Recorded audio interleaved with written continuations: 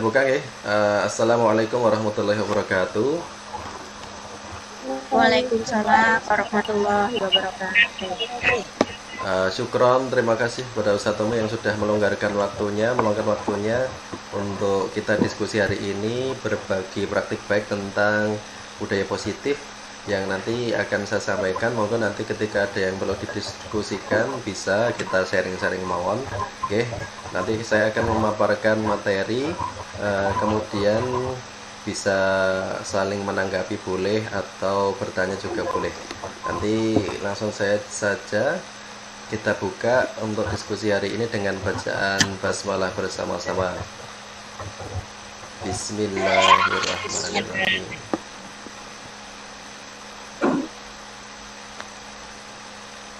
Kemudian saya share materinya dulu.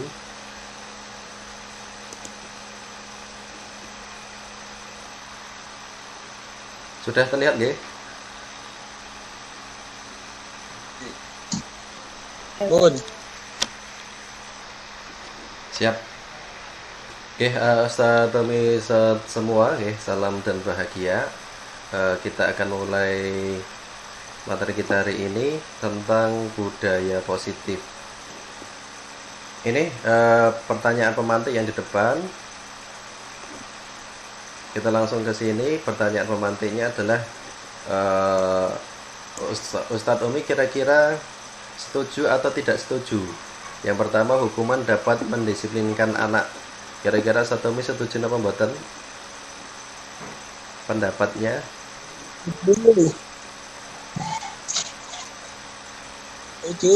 Setuju, Pak. Setuju.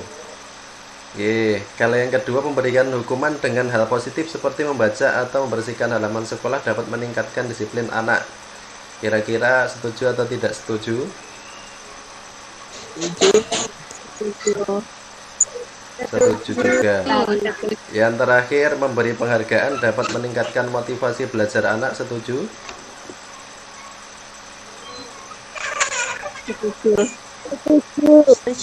Setuju juga nggih.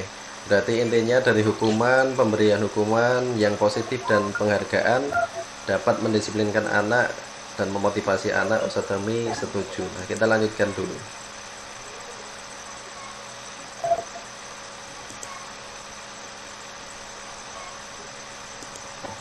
Kembali dulu. Nanti poin-poin penting yang akan kita diskusikan kurang lebih ada disiplin positif dan nilai-nilai kebajikan universal, teori motivasi, hukuman, penghargaan, restitusi, keyakinan kelas, kebutuhan dasar manusia dan dunia berkualitas. Restitusi ada 5 posisi kontrol guru dan segitiga restitusi. Nanti tidak semuanya ya, kita ambil inti-intinya saja karena mengingat kesibukan Ustadz Umi semua. Yang pertama tentang disiplin positif dan nilai-nilai kebajikan universal.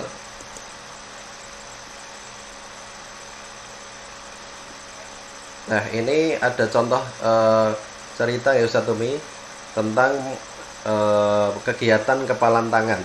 Ada A dan B, Anda dan teman Anda.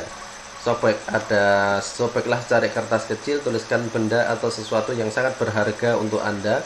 Ibaratkan kertas itu berisi benda yang berharga, letakkan di salah satu tangan Anda dan genggam benda itu sekuat-kuatnya, nggih. Buatlah sebuah kepalan. Teman Anda B mencoba sekuat tenaga untuk membuka kepalan tangan jenengan. Nah, B bisa membujuk, mengancam, menghardik, merayu, menyuap apa saja agar Anda atau jenengan bisa membuka kepalan tangan. Kira-kira apa yang terjadi Ustadz Tommy ketika jenengan yang menjaga kertas itu dengan ancaman bujukan ini kira-kira akan membukakan tangan atau tetap menggenggam?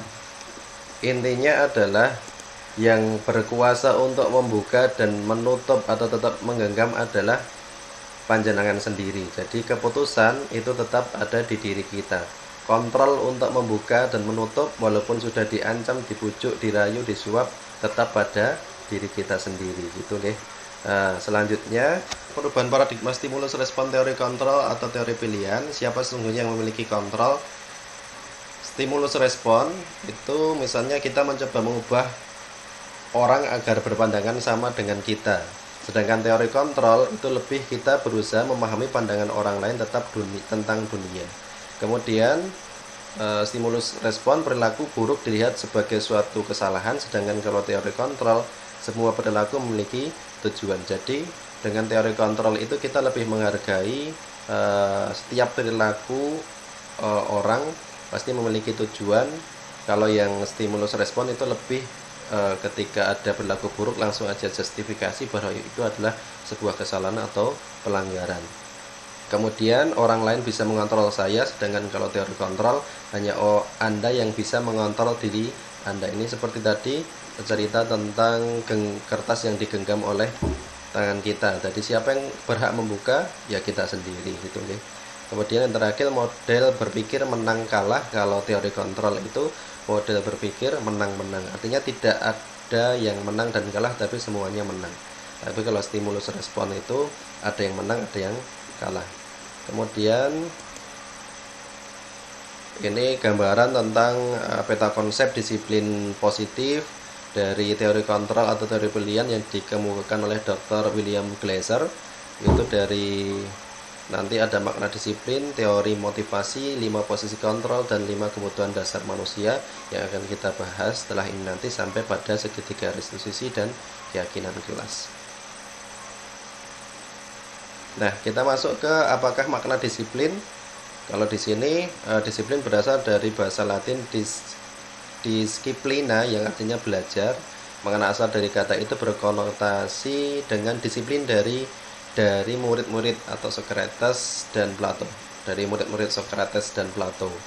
Kemudian yang akhirnya di paling bawah ini yang berblok merah, namun dalam budaya kita makna kata disiplin telah berubah menjadi sesuatu yang dilakukan seseorang pada orang lain untuk mendapatkan kepatuhan. Intinya makna disiplin itu kalau identik dengan kepatuhan ya terhadap sebuah aturan yang sudah disepakati. Kecenderungan umum adalah menghubungkan kata disiplin dengan ketidaknyamanan, bukan dengan apa yang kita hargai atau pencapaian suatu tujuan mulia. Ini contohnya seperti adanya hukuman atau konsekuensi ketika kita melanggar sebuah peraturan, maka dihadapkan pada ketidaknyamanan supaya jera. Nah, seperti itu. Jadi disiplin kemudian identik dengan hal-hal seperti itu. Yang kita lanjutkan selanjutnya, nilai-nilai kebajikan universal di sini adalah pengertiannya sifat-sifat positif manusia yang merupakan tujuan mulia yang ingin dicapai setiap individu. Nilai-nilai tersebut bersifat universal dan lintas bahasa, suku, bangsa, agama maupun latar belakang. Nah, ini setiap perilaku atau perbuatan memiliki suatu tujuan. Itu teori yang dikemukakan oleh Dr. William Glasser pada teori kontrol. Kemudian dia mengaitkan nilai-nilai kebajikan yang diyakini seseorang, maka di motivasi intrinsiknya akan terbangun. Yang penting ini adalah membangun motivasi intrinsik, sehingga nilai-nilai kebajikan yang seseorang lakukan itu atas dasar niat dari dalam hatinya, bukan karena orang lain atau karena ada konsekuensi yang harus dibayar ketika dia melanggar peraturan. Kemudian nilai-nilai kebajikan yang ingin dicapai setiap anak Indonesia sudah termaktub dalam profil pelajar Pancasila, mulai dari beriman bertakwa kepada Tuhan Yang Maha Esa, bermulia sampai kreatif. Okay. Kemudian kita lanjutkan, kita masuk ke materi yang selanjutnya, yaitu tentang teori motivasi, hukuman, restitusi, penghargaan, dan restitusi. Apa itu masing-masing pengertiannya kita akan bahas bersama. Teori motivasi perilaku manusia. Ini motivasi itu ada dua, yaitu motivasi eksternal dan motivasi internal. Yang terbangun, kecenderungan yang terbangun saat ini adalah motivasi eksternal. Contohnya dengan satu ini untuk menghindari ketidaknyamanan hukuman, apa yang akan terjadi apabila saya tidak melakukannya. Jadi motivasinya supaya kita tidak terkena hukuman. Kadang siswa kita juga termotivasi secara eksternal karena untuk menghindari iqab atau hukuman. Kemudian yang kedua adalah untuk mendapatkan imbalan. Ini juga motivasi eksternal. Ketika dia tertib, dia membuat sebuah prestasi, maka dia akan mendapatkan sebuah imbalan. Ini juga motivasi eksternal, di mana motivasi eksternal itu sifatnya hanya jangka pendek dan tidak bisa jangka panjang. Jadi ada kelemahannya, yaitu hanya bersifat jangka pendek dan tidak jangka panjang karena dia tidak termotivasi dari dalam dirinya sendiri. Sedangkan yang ketiga, secara dalam teori motivasi, yang ketiga adalah untuk menghargai diri sendiri. Nah, ini adalah motivasi internal yang berasal dari dalam dirinya. Tujuan disiplin positif adalah yang ini. Tujuan ditegakkannya disiplin positif adalah membangkitkan motivasi internal pada anak untuk menghargai dirinya sendiri. Jadi anak akan merasa saya akan menjadi orang yang seperti apa bila saya melakukannya. Jadi dia termotivasi secara internal, maka yang dilakukan anak akan lebih istiqomah karena dia termotivasi secara intrinsik dari dirinya sendiri dan dalam jangka waktu yang panjang. Kita lanjutkan. Menurut Ki Hajar Dewantara, merdeka, arti kata merdeka itu artinya adalah tidak hanya terlepas dari perintah, akan tetapi juga cakap buat memerintah diri sendiri. Jadi bukan kita merdeka itu bukan sekedar kita bisa memerintah, tapi bagaimana kita bisa memerintah diri sendiri. Ini juga tidak ada kaitannya dengan teori motivasi tadi. Artinya bagaimana kita bisa memerintah diri sendiri untuk selalu disiplin dalam berperilaku positif. Kemudian ini sekedar gambaran antara hukuman dan penghargaan. Di sini judulnya dihukum oleh penghargaan, bahwa sesungguhnya setiap penghargaan itu juga tidak selalu baik, nih. Karena terkadang pengaruh jangka pendek dan jangka panjangnya akan sangat terasa. Biasanya penghargaan itu berlaku jangka pendek saja karena itu termasuk tadi motivasi eksternal. Penghargaan menghukum siapa? Menghukum orang-orang yang lain yang mungkin tidak kurang berprestasi daripada temannya yang mendapat penghargaan. Jadi yang tidak mendapat penghargaan merasa dia langsung terhukum secara psikisnya mungkin karena tidak bisa berprestasi seperti temannya.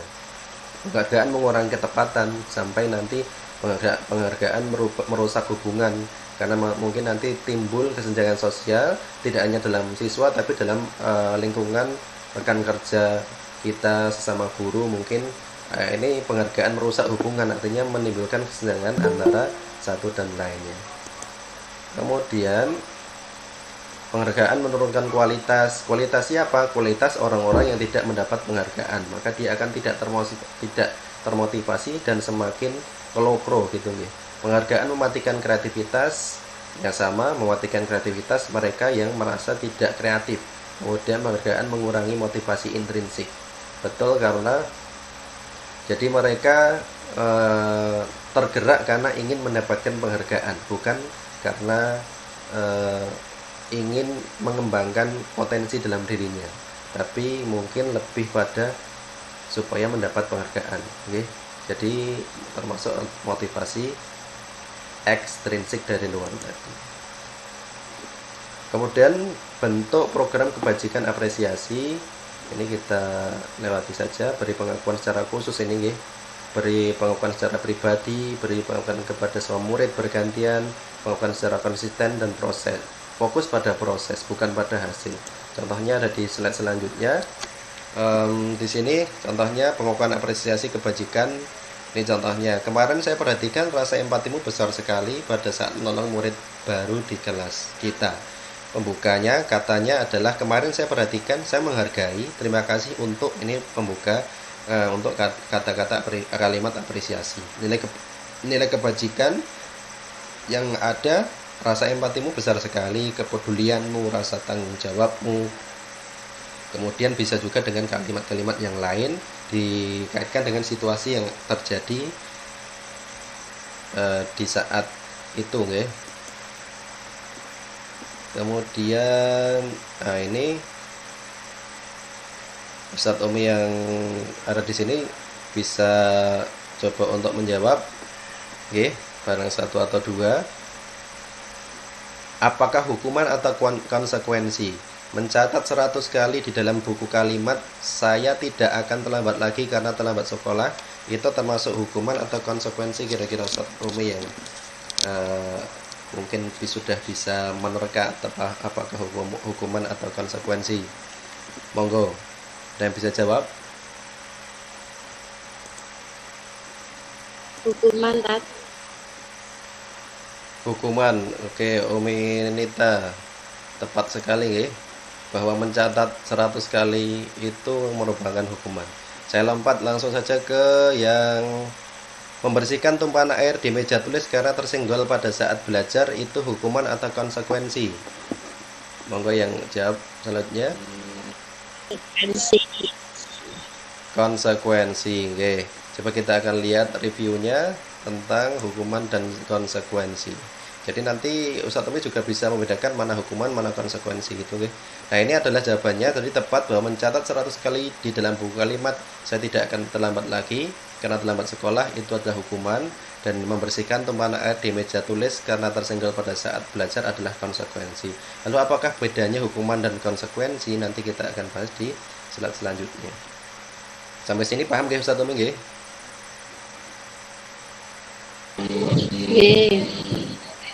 Siap. Nah, ini adalah perbedaan antara hukuman dan konsekuensi. Hukuman itu sesuatu yang menyakitkan harus terjadi, sedangkan konsekuensi sesuatu harus terjadi. Kenapa yang hukuman menyakitkan? Karena terpaksa. Menulis 100 kali, lebih dari 100 kali itu adalah suatu hal yang terpaksa dan menyakitkan. Sedangkan membersihkan tumpahan air yang tumpah itu adalah konsekuensi yang harus terjadi dan harus dilakukan karena dia sudah menumpahkan, maka konsekuensinya harus dibersihkan. Dan ini tidak menyakitkan seperti dibandingkan dengan menulis 100 kali tadi. Kemudian hukuman membuat anak sakit secara fisik maupun hati atau psikis untuk jangka waktu lama, sedangkan konsekuensi membuat anak merasa tidak nyaman dalam jangka waktu pendek saja. Hukuman, anak membenci kedisiplinan, jadi anak malah semakin anti dengan disiplin. Kemudian kalau konsekuensi, anak lebih menghargai disiplin. Kemudian hukuman itu bersifat paksaan karena anak terpaksa, kalau konsekuensi itu bersifat stimulus dan tanggapan. Kemudian hukuman mendorong anak menyakiti dirinya sendiri, kalau konsekuensi mendorong anak agar mudah menyesuaikan diri. Kemudian konsep diri yang buruk itu hukuman, kalau konsekuensi konsep diri yang baik. Hukuman, anak belajar untuk menyembunyikan kesalahan, kalau konsekuensi anak belajar untuk mematuhi peraturan. Dan hukuman itu marah, rasa bersalah, dipermalukan, merasa tak dihargai. Itu akan membuat anak menjadi cenderung merasa seperti itu. Kalau konsekuensi, kehilangan hak ya, namun dibuat tidak nyaman juga ya, diasingkan untuk sementara waktu gitu nggih. Tapi impact-nya itu lebih positif ketika kita menerapkan konsekuensi daripada sebuah hukuman untuk mendisiplinkan anak untuk mencapai satu budaya positif di sekolah. Kemudian apakah itu restitusi? Restitusi adalah proses menciptakan kondisi bagi murid untuk memperbaiki kesalahan mereka sehingga mereka bisa kembali pada kelompok mereka dengan karakter yang lebih kuat. Jadi restitusi adalah memperbaiki kesalahan murid, itu kalau pada murid ya, agar mereka bisa kembali ke kelompok mereka, bisa diterima kembali di kelompok mereka, tapi dengan karakter yang lebih kuat dan lebih baik tentunya. Itu adalah proses restitusi. Gitu nggih. Nah, ini identitas gagal, identitas sukses. Identitas gagal itu hukuman, identitas sukses itu disiplin dengan konsekuensi dan restitusi. Contoh di pertama, sesuatu yang menyakitkan tadi harus terjadi, kalau konsekuensi sesuatu harus terjadi. Kalau restitusi merupakan pilihan. Jadi anak setiap tindakan itu pasti punya pilihan. Kenapa bertindak seperti itu, memilih bertindak seperti itu, mereka pasti punya tujuan dan punya alasan. Dan ini adalah perbedaan antara hukuman, konsekuensi, dan restitusi.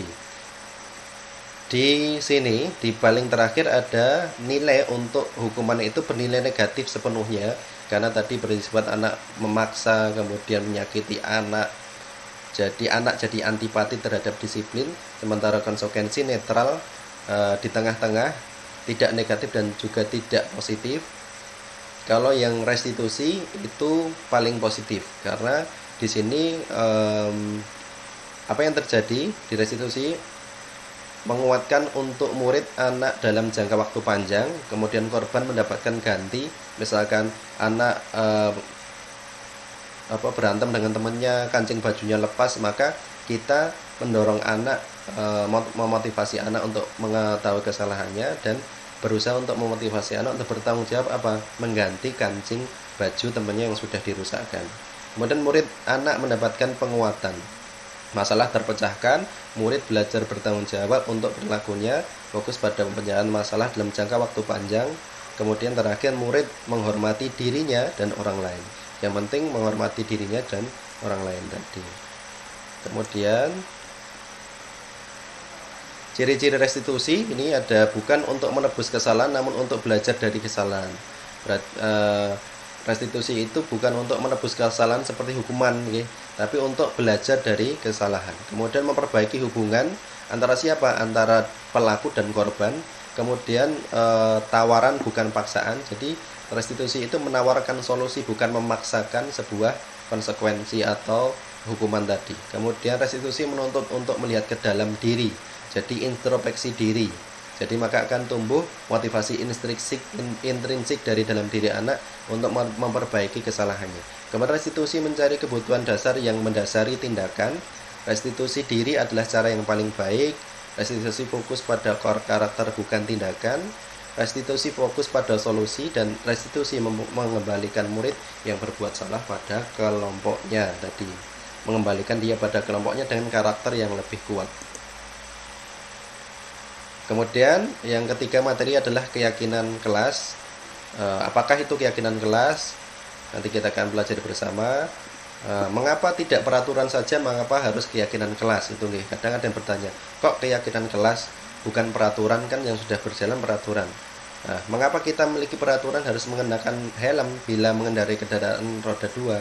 Ini contoh-contoh analoginya. Mengapa kita memiliki peraturan 3M, memakai masker, mencuci tangan, dan menjaga jarak 1,5 meter? Nah, untuk mendukung motivasi intrinsik, kembali nilai-nilai keyakinan lebih menggerakkan seseorang dibandingkan mengikuti serangkaian peraturan. Itu arah kita untuk masuk ke keyakinan kelas. Intinya, kalau keyakinan kelas itu akan lebih membangun motivasi intrinsik daripada sebuah peraturan yang cenderung membangun motivasi ekstrinsik atau dari luar, sehingga sifatnya lebih panjang atau jangka panjang tadi. Nah, ini adalah peta gambaran bagaimana cakupan keyakinan kelas itu lebih luas daripada peraturan kelas. Paling kecil itu peraturan kelas, kemudian selanjutnya ada keyakinan kelas, lingkungan positif, dan paling besar adalah budaya positif yang kita akan usahakan bangun di sekolah kita. Selanjutnya ini contoh keyakinan kelas, kesepakatan kelas, yang mana yang merupakan keyakinan kelas, mengapa?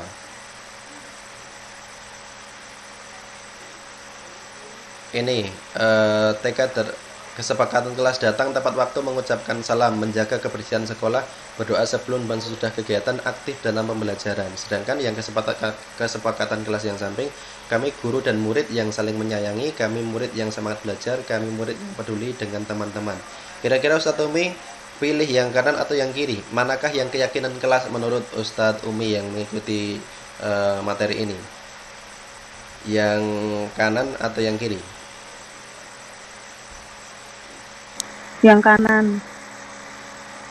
Yang kanan, yang putih ini, jadi betul sekali tadi Umi Windy, kesepakatan kelas yang merupakan keyakinan kelas adalah yang kanan. Jadi kalimatnya itu bernada lebih positif dan lebih umum, lebih luas, cakupannya lebih luas daripada yang kiri. Kalau yang kiri, datang tepat waktu, mengucapkan salam, itu sudah khusus sekali. Sementara yang kanan, kami guru dan murid saling menyayanginya. Saling menyayangi adalah unsur positifnya, budaya positif yang akan kita kembangkan, yang dimana cakupannya itu luas. Saling menyayangi itu bisa dikembangkan, bisa dijabarkan ke perilaku-perilaku yang lebih luas lagi. Kemudian yang B, kami murid yang semangat belajar. Semangat itu artinya apa? Memperhatikan ketika pembelajaran, tidak gojek dan sebagainya. Maka ini sudah cakupannya luas. Jadi cakupan keyakinan kelas itu lebih luas daripada peraturan kelas. Bisa dipahami nggih Ustaz Umi nggih? kita lanjutkan sedikit di sini. Sebelumnya tadi, sebelum 5 posisi kontrol, ada kebutuhan dasar manusia. Jadi yang memotivasi orang untuk melakukan perilaku atau tindakan adalah kebutuhan dasar manusia ini, yang sebenarnya mereka tujuannya untuk bertahan hidup. Nah, untuk bertahan hidup itu orang melakukan sebuah tindakan didasari oleh kebutuhannya. Yang pertama tentang kebutuhan akan rasa dan rasa kasih sayang dan rasa ingin diterima, kemudian kebutuhan penguasaan, kemudian kebutuhan kebebasan, dan kebutuhan kesenangan. Dan kebutuhan-kebutuhan dasar ini yang memotivasi seseorang manusia untuk melakukan sebuah tindakan yang tujuan utamanya adalah satu-satunya adalah untuk bertahan hidup. Kemudian selanjutnya eksplorasi konsep tentang 5 posisi kontrol seorang guru. Nah, ini penting untuk kita ketahui supaya apa? Supaya kita tepat melakukan posisi kontrol yang mana yang harus kita lakukan. Kita masuk saja langsung. Di sini 5 posisi kontrol.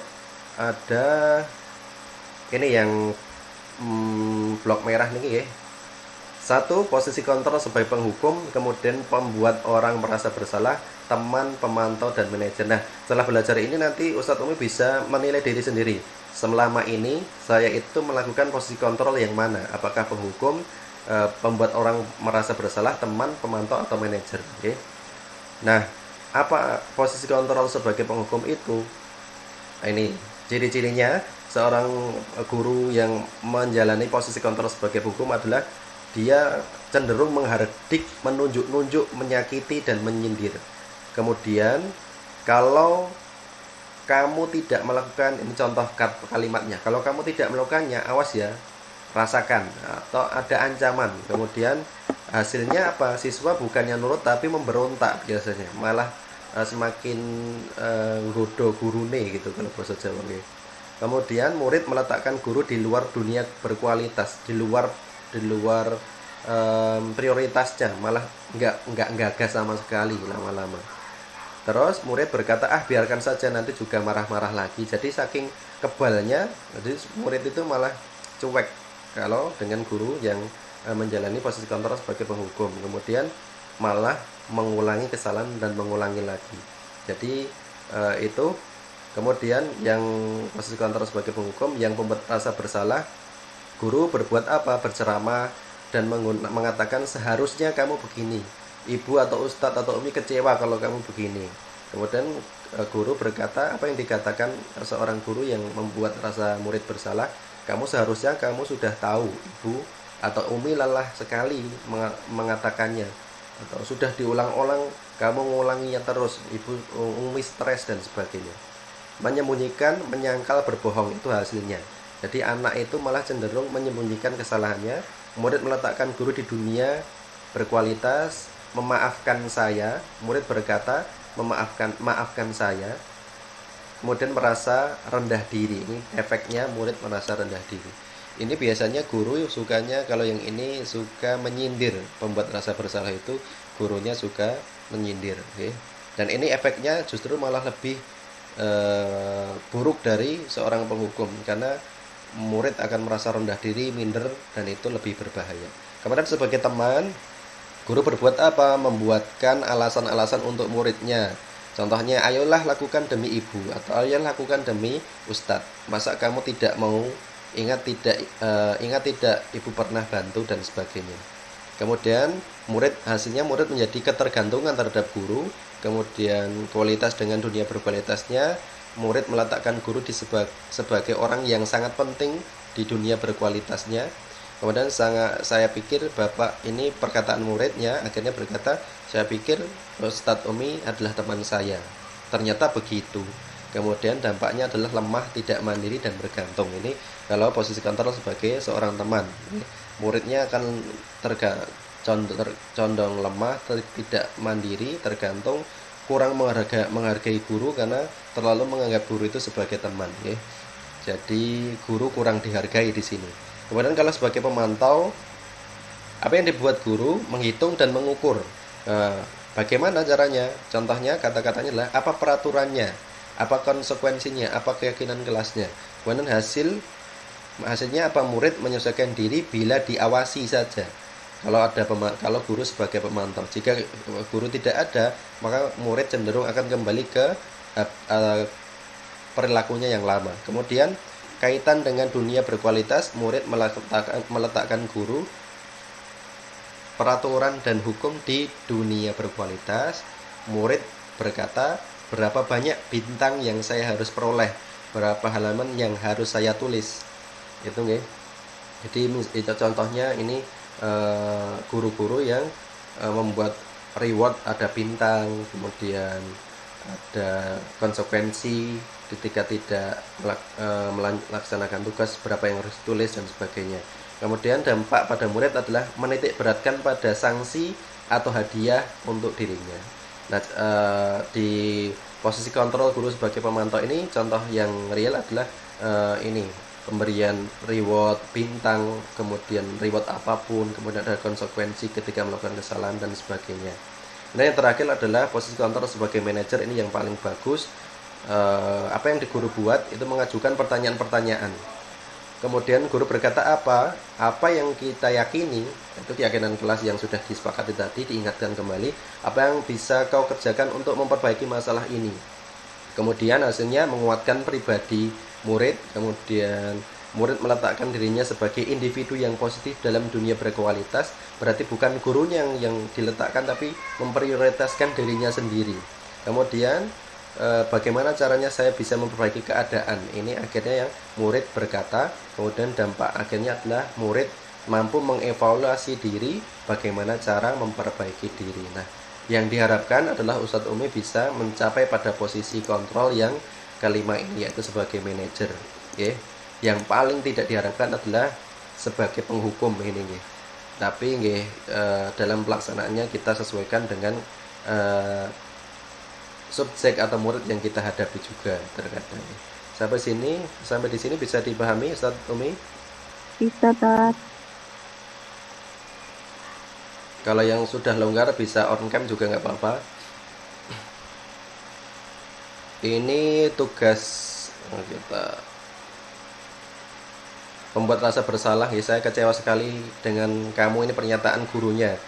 Kemudian penghukum, kamu tidak pernah benar melakukannya, ini hukuman. Kemudian yang teman itu, ayolah lakukan demi Ustadz atau Umi. Pemantau, apakah kamu mau mendapatkan stiker bintang hari ini? Ini pemantau tadi. Manajer, bagaimana kamu bisa menyelesaikan masalah ini? Kemudian penghukum, ini juga penghukum, kamu selalu yang paling terakhir. Jadi Ustadz Umi bisa membedakan kalimat-kalimat mana yang menandakan posisi kontrol seorang guru. Nanti bisa diterapkan juga. Yang keenam adalah segitiga restitusi, ini yang terakhir.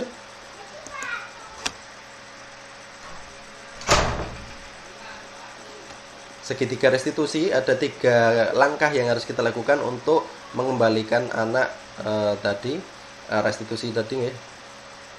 Mengembalikan anak untuk bisa diterima di kelompoknya dengan karakter yang lebih kuat tadi. Yang pertama adalah menstabilkan identitas, kemudian validasi kebutuhan, kemudian menanyakan keyakinan.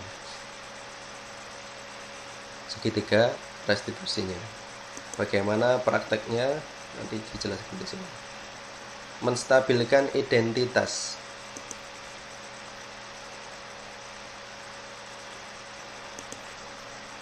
Ini jadi kalau ada anak berbuat salah ya, atau melanggar sebuah keyakinan yang sudah disepakati di kelas, maka langkah pertama adalah menstabilkan identitas anak. Bagaimana caranya atau kata-kata yang biasa kita sampaikan untuk menstabilkan identitas itu di sini apa yang harus dikatakan? Misalkan ini, berbuat salah itu hal yang manusiawi, tapi tidak ada manusia yang sempurna. Itu juga, berbuat salah itu hal yang manusiawi, tidak ada manusia yang sempurna. Bapak Ibu juga buat salah. Kita pasti bisa menyelesaikan permasalahan ini sampai pada apakah kamu bersikap baik pada dirimu sendiri. Ini adalah kalimat-kalimat yang digunakan untuk menstabilkan identitas anak ketika melakukan kesalahan.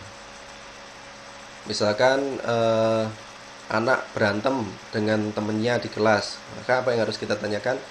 Boleh kita katakan pada anak, boleh yang paling atas, berbuat salah itu hal yang manusiawi nak, termasuk berantem. Bapak Ibu juga pernah berantem. Ustadz Umi juga pernah dulu berantem.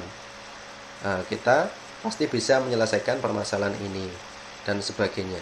Jadi tidak langsung kita justifikasi bahwa itu adalah perbuatan yang salah. Next, kemudian yang kedua adalah validasi kebutuhan. Ada 4 kebutuhan dasar tadi. Yang kedua, kita validasi dulu kenapa anak tadi bertindak demikian, untuk memenuhi kebutuhan yang mana anak tadi berbuat demikian, gitu nggih. Apa yang harus dikatakan, apa yang harus dikatakan oleh guru? Yang ini, guru berkata, kamu bisa saja kan melakukan hal yang lebih buruk, tapi kamu tidak melakukannya kan. Contohnya tadi kalau anak berantem, tadi setiap orang pernah melakukan kesalahan.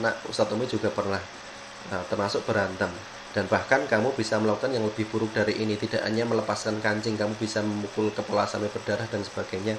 Tapi kamu ternyata tidak melakukan itu. Berarti kamu masih bisa mengontrol dirimu sendiri. Nah, itu ada penguatan-penguatan di situ. Kamu pasti punya alasan mengapa melakukannya. Apa yang penting bagi kamu. Kamu boleh tetap berusaha menjaga sikap itu, tapi tambahkan sikap yang lain yang baru. Maukah kamu belajar cara lain untuk mendapatkan yang kamu butuhkan, tanpa harus memukul, tanpa harus melepaskan kancing baju teman dan sebagainya? Apakah kamu bisa melakukan dengan lebih baik besok lagi? Nah, ini adalah kalimat-kalimat pertanyaan yang bisa kita sampaikan untuk validasi kebutuhan terhadap ketika kita berusaha untuk melakukan langkah-langkah segitiga restitusi. Kemudian menanyakan keyakinan yang terakhir. Guru berkata apa ketika menanyakan keyakinan kepada anak?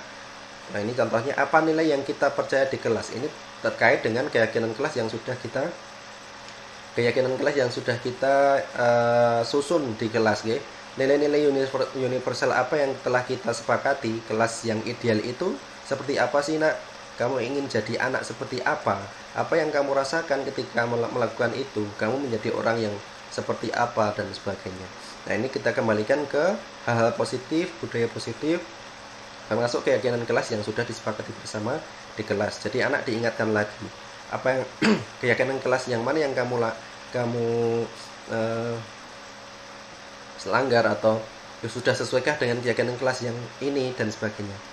Kemudian itu pelaksanaan segitiga restitusi. Kalau itu dirasa terlalu panjang, terlalu memakan waktu lama, maka ada langkah yang lebih efektif, yaitu intervensi 30 detik untuk menyelesaikan masalah, untuk melakukan sebagai pengganti kegiatan atau langkah restitusi tadi.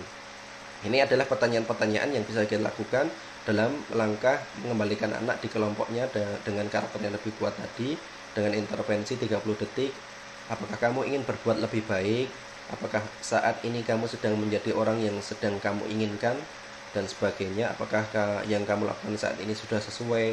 Jadi kalimat-kalimatnya bukan kalimat-kalimat menghakimi, tapi mencoba menggali ke anak tentang alasan mengapa dia melakukan, mencoba menyadarkan anak bahwa yang dilakukan adalah hal yang melanggar keyakinan kelas yang sudah disepakati dan sebagainya, sehingga motivasi yang terbangun adalah motivasi intrinsik dari dalam diri anak, sehingga nanti anak akan menyadari kesalahannya dan berusaha untuk bertanggung jawab dengan apa yang sudah dia lakukan, dan tentu efeknya akan jauh lebih panjang daripada sekedar memberikan hukuman atau sebuah konsekuensi. Kurang lebih seperti itu Ustadz Umi tentang pemaparan budaya positif dari awal hingga akhir ini tadi, sampai pada langkah restitusi.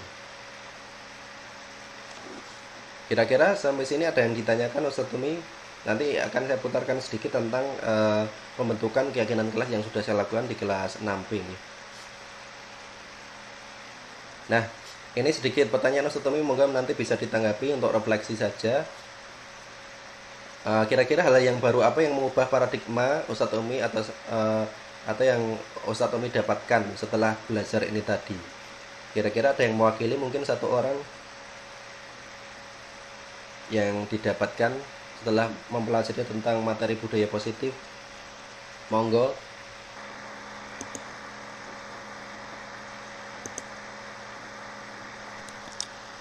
Monggo, ada yang mewakili Ustadz Umi atau saya salah satu kira-kira dari materi ini tadi sudah bisa membedakan mana apa itu hukuman, apa itu konsekuensi, apa itu restitusi. Kira-kira sudah ada gambaran atau belum Ustaz Tommy? Saya Nggih, monggo Umi tadi Zaki. dari sini saya bisa belajar bahwa kalau murid dijadikan teman itu salah. Belum tentu bisa mendisiplinkan murid. Nggih. Oke, jadi dari Umi Zaki tadi hasil refleksinya adalah bahwa murid posisi kita sebagai teman kepada murid itu salah karena apa nggih tadi bisa berakibat juga atau dampaknya juga bisa kurang baik. Sebenarnya tidak sepenuhnya salah juga tidak. Kita kapan waktu bisa melakukan posisi kontrol sebagai teman, tapi tidak selalu sebagai teman.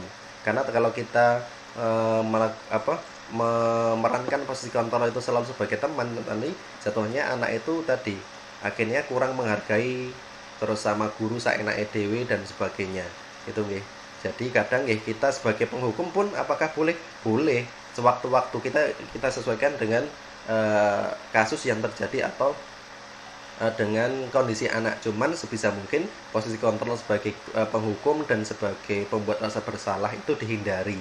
Sebisa mungkin kita mulai dari teman, kemudian pemantau, dan kalau bisa kita lakukan yaitu sebagai manajer tadi. Itu nggih.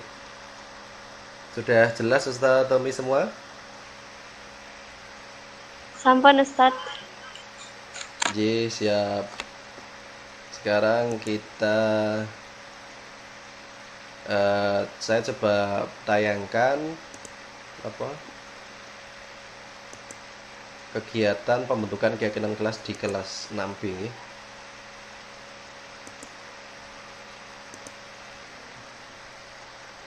Saya buka nanti.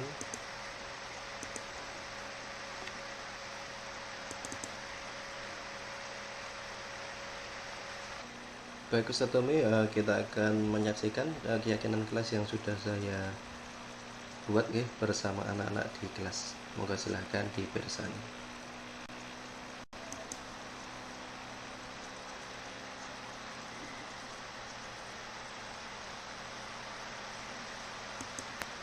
Oke, baik anak-anak, marilah kita bersama-sama hari ini menyusun keyakinan kelas 6B.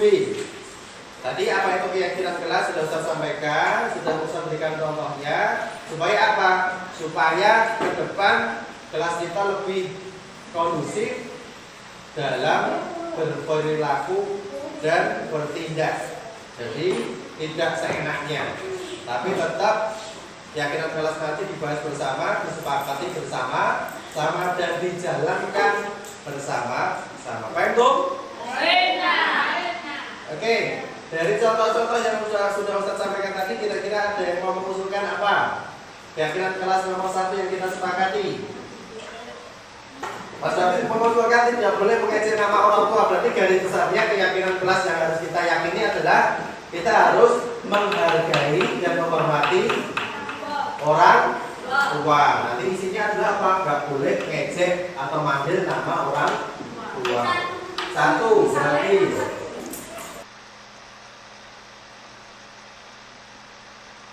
ini termasuk juga karena guru juga orang tua, maka kita bisa tambahkan juga apa? Dan guru.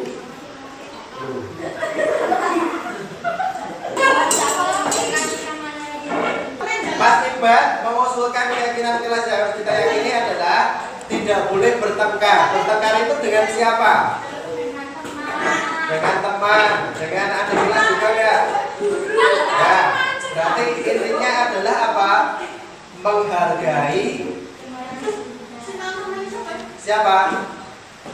Sesama teman dan warga sekolah. Berarti intinya kalau teman itu harus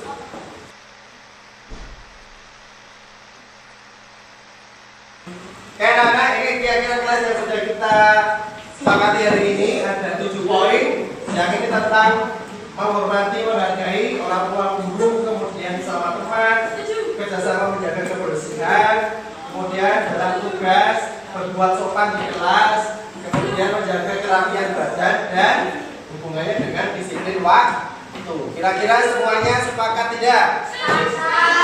Sepakat tidak? Sepakat. Alhamdulillah, berarti dari sekarang kita punya keyakinan yang harus kita jalankan. Kita yakini dalam hati, kemudian diamalkan. Baik Bu? Baik Bu? Siap?